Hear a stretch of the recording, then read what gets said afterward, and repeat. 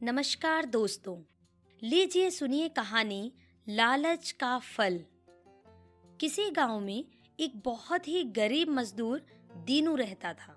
वह दिन में मजदूरी करता और सुबह शाम ईश्वर का नाम लेता था। उसकी एक अच्छी आदत थी कि यदि उसके पास खाने के लिए रोटी होती और उससे कोई मांग लेता तो वह बिना संकोच अपनी रोटी उसे दे देता था, भले ही बाद में उसके पास खाने के लिए कुछ ना बचता हो। बस कभी कभी उसके मन में यह विचार आ जाता था कि ईश्वर उस पर दया क्यों नहीं करते, जिससे उसकी गरीबी अमीरी में बदल जाए। हर दिन की तरह एक दिन वह मजदूरी के लिए गांव से बाहर जा रहा था। रास्ते में उसे एक बाबा मिले। बेटा, बहुत दिनों से भूखा हूँ, कुछ खाने के लिए हो तो दे दो। बाबा के इतने कहने की देर थी कि बस दीनू ने झट से अपनी पोटली में बंधी रोटी उन बाबा को दे दी और बिना कुछ कहे सुने आगे बढ़ गया। अगले दिन जब फिर दीनू उसी रास्ते से जा रहा था, तब वही बाबा उसे फिर दिखाई दिए। बाबा, आज कुछ खाने को मिला या नहीं? दीनू ने बाबा के पास रुकते हुए कहा। अभी तक तो कुछ नहीं मिला बेटा, जब ऊपर वाले की मर्जी होगी तो वो तभी देगा। यह सुन दीनू ने फिर से अपनी रोटी दी और बोला, लो बाबा, ऊपर वाला मेरी तो सुनता नहीं, लेकिन तुम्हारी सुन ली ऊपर वाले ने, ये लो रोटी। बाबा ने पोटली हाथ में लेते हुए दीनू से कहा, बेटा, आज के समय में तेरे जैसा इंसान बहुत मुश्किल से मिलता है। मैं तुझसे बहुत खुश हूँ। आज तेरी भी ऊपर वाला सुनेगा। तू कोई भी 3 चीज मांग ले मुझसे, तेरी सारी मनोकामना पूरी होगी। दीनू ने मन में सोचा कि यदि शायद बाबा मजाक कर रहे हैं, तो उसने भी उसी तरह जवाब देते हुए कहा, बाबा, गरीब मजदूर हूँ, टूटा फूटा घर है, गरीबी इतनी है कि कई बार तो भूखे ही सोना पड़ता है। करना है तो कुछ ऐसा करिए कि मेरा एक सुंदर सा घर बन जाए और खाने पीने के लिए कोई कमी ना रहे। बेटा, तू घर जा, तेरा आज का खाने का इंतजाम हो चुका है। और 2 चीज क्या है, बोल। अब तो दीनू को पूरा विश्वास हो चुका था कि बाबा मजाक ही कर रहे हैं, इसलिए आगे बिना कुछ कहे दीनू आगे बढ़ गया।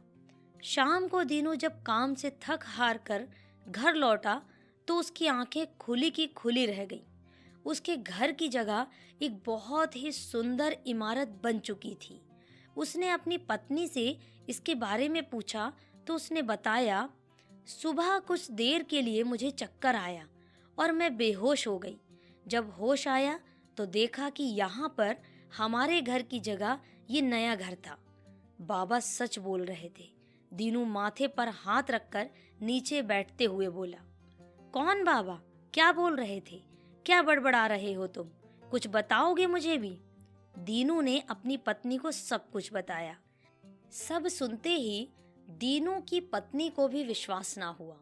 उसने भी बाबा की परीक्षा लेने के लिए दीनू को भेजा। उसकी पत्नी ने उसे इस बार उसके लिए गहने मांगने के लिए कहा।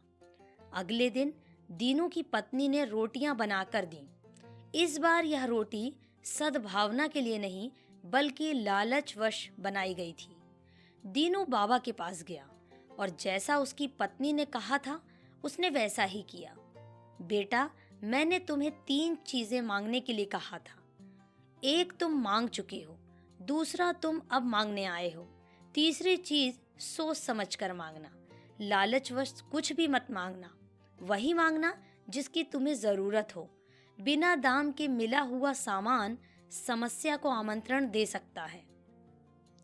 बाबा दीनू को समझाते हुए बोले। दीनू तो बाबा के चमत्कार के आगे ना कुछ सुन पा रहा था, ना ही कुछ समझ पा रहा था। उसके मन पर लालच का पर्दा पड़ चुका था। यहाँ से कुछ दूर एक बरगद का पेड़ है। उसके नीचे ही एक छोटा सा पौधा उग रहा है। तुम उस पौधे के नीचे खोदोगे तो तुम्हें सोने के गहने मिल जाएंगे। बाबा के यह बताने पर दीनू रोटियां देकर वहां चला गया। वहां से गहने लेकर वह घर चला गया। 2 ही दिन में दीनू का रहन सहन बदल गया था। फटे पुराने कपड़ों की जगह अब वह महंगे कपड़े पहने हुए था। अब ना ही वह मजदूरी कर रहा था और ना ही ईश्वर को याद कर रहा था। अहंकार उसके सिर चढ़ चुका था। इसकी खबर आसपास के गांव में जंगल में आग की तरह फैल गई थी। लोग दूर दूर से उसे देखने आने लगे कि कैसे एक मजदूर ने रातों रात घर बनाया और इतना अमीर हो गया।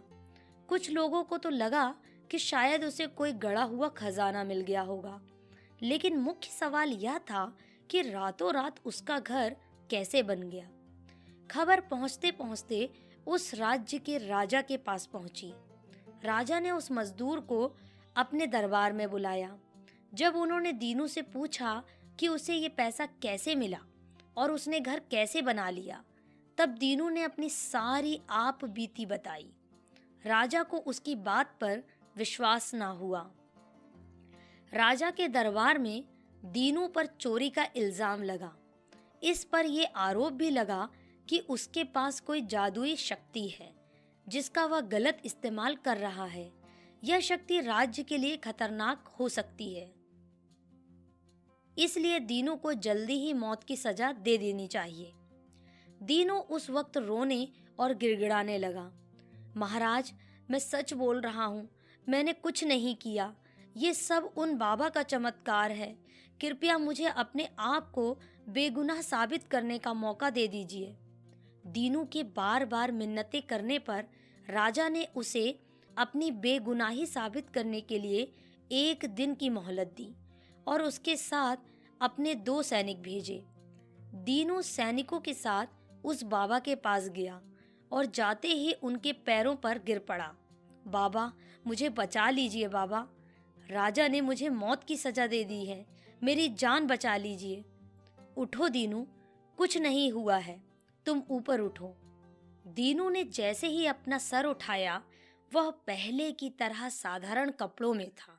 सामने उसे बस एक रोशनी ही दिखाई दे रही थी। फिर उस रोशनी से आवाज आने लगी, दीनू, यह सब तुम्हारे लालच का फल था। यदि तुमने लालच ना किया होता तो आज तुम्हारी यह हालत ना होती। इसी लालच की वजह से तुमने मुझे भी याद करना छोड़ दिया। दीनू समझ चुका था कि बाबा और कोई नहीं, स्वयं ईश्वर थे। आवाज फिर से बोलने लगी, जीवन में एक बात याद रखना दीनू, संतोष ही सबसे बड़ा धन है। यदि तुम्हारे पास जो कुछ है तुम उससे संतुष्ट हो तो तुम्हें किसी भी प्रकार की समस्या नहीं होगी। किसी भी प्रकार का लालच समस्याओं को जन्म देता है। तुम्हारे साथ जो कुछ भी हुआ वह तुम्हारे लिए एक शिक्षा है। वो सब तो ठीक है प्रभु, लेकिन अब मैं इस समस्या से बचूंगा कैसे? कैसी समस्या दीनू? ये सब तो एक माया जाल था। अपने आस पास देखो, कोई नहीं है। यह सब बस तुम्हें यह समझाने के लिए किया गया था कि लालच सच में बुरी बला है। इतना कहकर वह रोशनी गायब हो गई। आसपास सैनिकों को ना देखकर दीनू की सांस में सांस आई। वह फिर से दौड़ता हुआ सीधा अपने घर पहुंचा और देखा वहां सब कुछ पहले जैसा था। किसी को कुछ भी याद नहीं था।